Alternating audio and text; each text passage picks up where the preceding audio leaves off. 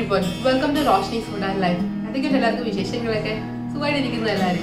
അപ്പോൾ ഇവിടെ നിങ്ങൾ സുഖമായിട്ടിരിക്കുന്നു, കുഴപ്പമൊന്നുമില്ല, ഹാപ്പിയാണ്. അപ്പോൾ ഞാൻ ഇന്ന് വന്നിരിക്കുന്ന റെസിപ്പി ഗുലാബ് ജാം റെസിപ്പി ആയിട്ടാണ്. അപ്പം കുറച്ച് പേര് ഞാൻ വീഡിയോ സ്റ്റാർട്ട് ചെയ്തപ്പോൾ തന്നെ ചോദിച്ചിട്ടുണ്ടായിരുന്നു ജാമുൻ ഇത് ചെയ്തു തരുമോ എന്ന്. അപ്പം കുറച്ച് പേര് ഇങ്ങനെ ചോദിച്ചപ്പോൾ ഞാൻ കരുതി എന്നാൽ പിന്നെ ജാമുൻ്റെ വീഡിയോ ഇടാന്ന് കരുതിയാണ് ഇപ്പം ചെയ്യുന്നത്. അപ്പം നമ്മുടെ ഇടയിൽ മിക്ക ആൾക്കാർക്കും ജാമുൻ ഇഷ്ടമാണല്ലേ, ജാമുൻ ലവേഴ്സാണ് മിക്ക ആൾക്കാരും. അപ്പോൾ അതുകൊണ്ട് തന്നെ ഞാൻ കരുതി പിന്നെ ഒരു ജാമുൻ ഇട്ടേക്കാം, എല്ലാവർക്കും ഇഷ്ടമുള്ള റെസിപ്പി അല്ലേ എന്ന് കരുതി. അപ്പോൾ വളരെ പെട്ടെന്ന് തന്നെ നമുക്ക് ഒരുപാട് ഇൻഗ്രീഡിയൻസ് ഒന്നും ഇല്ലാതെ തന്നെ പെട്ടെന്ന് ഉണ്ടാക്കാൻ പറ്റുന്ന ഒരു ജാമുനാണ്. അപ്പോൾ അത് നമുക്ക് ഒട്ടും താമസിക്കേണ്ട, എങ്ങനെയാണ് നമ്മുടെ റെസിപ്പി ഉണ്ടാക്കുന്നത് നോക്കാം.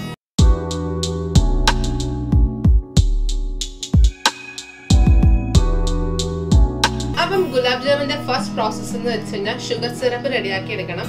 അപ്പം നമുക്ക് ഒരു പാൻ ഞാനിപ്പോൾ ഗ്യാസ് സ്റ്റവിൽ വെച്ചിട്ടുണ്ട്, അതിലേക്ക് നമുക്ക് വെള്ളം ഒഴിച്ചു കൊടുക്കാം. അപ്പം വെള്ളം എന്ന് പറയുമ്പോൾ ഞാനിവിടെ 2 കപ്പ് വെള്ളം ഒഴിക്കുന്നുണ്ട്. അപ്പൊ നമ്മൾ 2 കപ്പ് വെള്ളം ഒഴിച്ചിട്ടുണ്ട്. ഇതിലേക്ക് നമുക്ക് 1.5 കപ്പ് പഞ്ചസാര ചേർത്ത് കൊടുക്കാം. അപ്പൊ നമ്മുടെ ഷുഗർ സിറപ്പിന്റെ കൺസിസ്റ്റൻസി വെച്ചുകൊണ്ട് ഒറ്റ നൂൽ പരുവമില്ലേ, അപ്പം 1 സ്ട്രിങ് കൺസിസ്റ്റൻസിയാണ്. അപ്പം അതുവരെ നമ്മൾ ഇങ്ങനെ തിളപ്പിച്ചുകൊണ്ടിരിക്കണം. അപ്പൊ ഇതിനകത്തേക്ക് നമ്മൾ 1-2 കാര്യം കൂടെ ആഡ് ചെയ്യുന്നുണ്ട്, ഞാൻ വഴിയെ പറഞ്ഞുതരാം. ഇനി ഇതിലേക്ക് നമ്മുടെ ഏലക്കയും കൂടെ ചേർത്ത് കൊടുക്കാം. അപ്പൊ ഞാനിവിടെ ഒരു 4 ഏലക്ക ചേർക്കുന്നുണ്ട്. അപ്പൊ നിങ്ങളുടെ ഏലക്ക പൊടിച്ചതാണെങ്കിൽ അത് വേണമെങ്കിൽ ചേർത്ത് കൊടുത്താൽ മതി കേട്ടോ. ഇപ്പൊ ഏലക്ക തന്നെ ചേർക്കണമെന്നില്ല, ഞാനിവിടെ ഏലക്ക ചേർത്തു, അതിന് പകരം ഏലക്ക പൊടി വേണമെങ്കിൽ ചേർത്ത് കൊടുക്കാം. അപ്പൊ ഇതിലേക്ക് ഞാൻ നമ്മുടെ റോസ് എസൻസ് കൂടെ ആഡ് ചെയ്യുന്നുണ്ട്. അപ്പൊ ഞാനൊരു 4-5 ഡ്രോപ്സ് ആഡ് ചെയ്യുന്നുള്ളൂ. അപ്പൊ നിങ്ങളുടെ എസൻസ് ഇല്ലെങ്കിൽ ഒരു 1/4 ടീസ്പൂൺ റോസ് വാട്ടർ ഉണ്ടെങ്കിൽ അത് ആഡ് ചെയ്താലും മതി.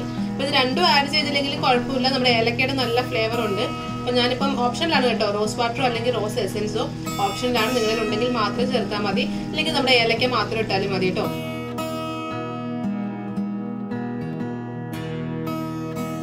അപ്പൊ നമ്മുടെ ഇത് 1 സ്ട്രിങ് കൺസിസ്റ്റൻസി ആയിട്ടുണ്ട്. അപ്പം ഒറ്റ നൂൽ പരുവെന്ന് പറയത്തില്ലേ, അപ്പം ആ പരുവത്തിലേക്ക് എത്തിയിട്ടുണ്ട് നമുക്കിപ്പോൾ ഇത്.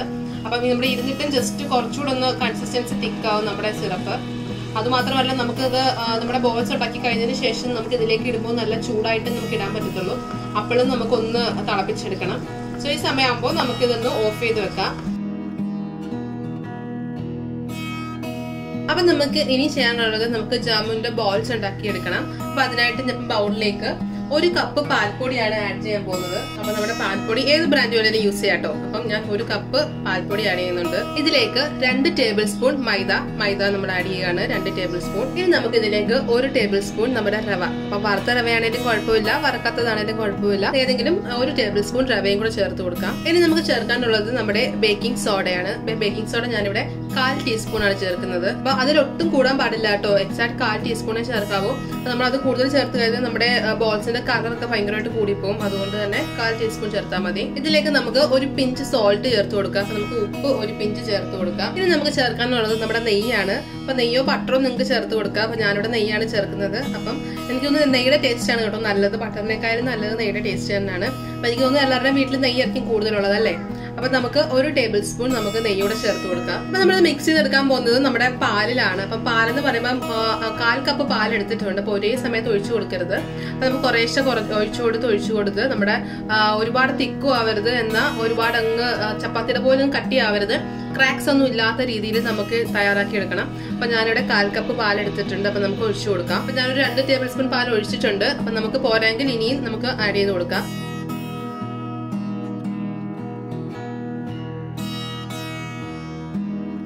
അപ്പൊ ഇത് നമ്മൾ നന്നായിട്ട് കുഴച്ചെടുത്തിട്ടുണ്ട്. അപ്പം ചപ്പാത്തിയുടെ പരുവല്ല കേട്ടോ, അപ്പൊ അതിനൊക്കെ നല്ല സോഫ്റ്റ് ആണ്.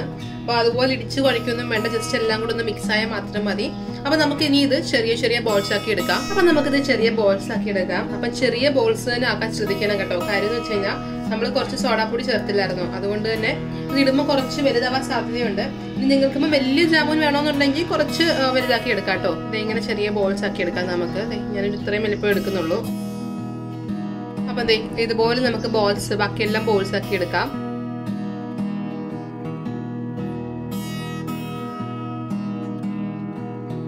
അപ്പൊ നമ്മുടെ എണ്ണ നന്നായിട്ട് ചൂടായിട്ടുണ്ട്. ഇതിലേക്ക് നമുക്ക് നമ്മുടെ ജാമുൻ ബോൾസ് ഇട്ട് കൊടുക്കാം.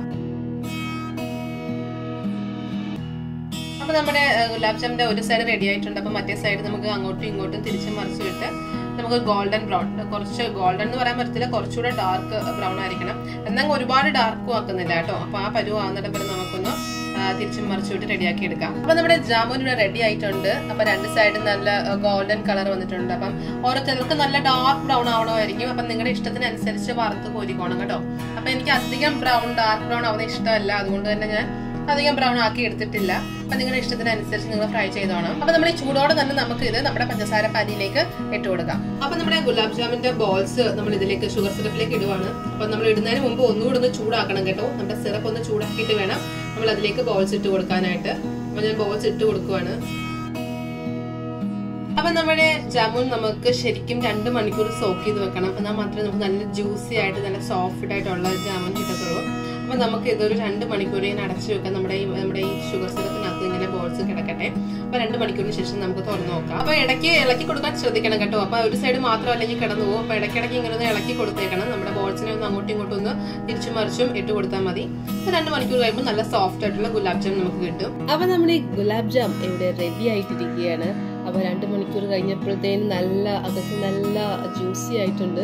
അപ്പൊ എന്ന് വെച്ചാൽ നമുക്ക് ഇങ്ങനെ പ്രസ് ചെയ്യുമ്പോൾ തന്നെ നമുക്ക് അറിയാൻ പറ്റും നല്ല നമ്മുടെ ഷുഗർ സിറപ്പ് ഇങ്ങനെ ഇറങ്ങി വരുന്ന നല്ല ഫീൽ കിട്ടുന്നത്. നമുക്ക് നല്ല ടേസ്റ്റിയാണ്. അപ്പോൾ ഒരുപാട് പണികളൊന്നും ഇല്ലാതല്ലാതെ നമുക്ക് പെട്ടെന്ന് ഉണ്ടാക്കാൻ പറ്റുന്ന ഒരു ഗുലാബ് ജാമുനാണ്.